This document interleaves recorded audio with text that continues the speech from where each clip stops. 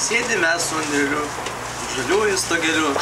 Andris sėdi čia šalia ir jis valgo bulką, kniupščia. Žydi gėlės, čiulba paukščiai, o mes grožimės vaizdu.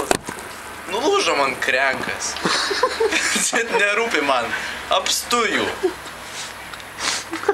Jei norėsi, tai galėsi padaryti stebuklus, nes štai Petro Povilo bažnyčia stovi priešais jinai toli mus. Nesimato. Štai čia žalias stalas, štai žalia kėdė, o štai Andrius su pilna gerklė. Mūsų pavasaris gražus, jisai kydras ir skaistus. Mums nerūpi blogos dielos, nes mes domimės tik gerom. Palauk, prezidentas tuoj važiuos čia į savo baltus rumelius, o Andrius žvengia ir žvengia, nes negali atsižvengti. Palauk. Sėdi Jurgis ant kėdės. Stovi Andrius prie paberžės.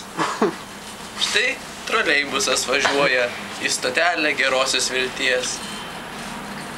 Visai gera ten ta viltis, bet gal ne tiek gera, kiek gali būt.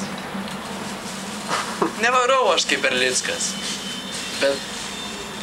bet galėčiau aš visai Būt poetas. būt poetas. Bet galėčiau būt poetas.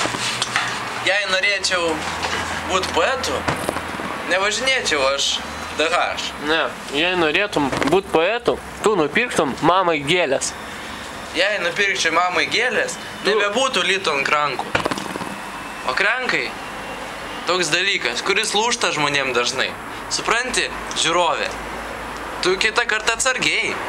Vos užminsi tu stipriai. Iškart viskas šabakštėjai.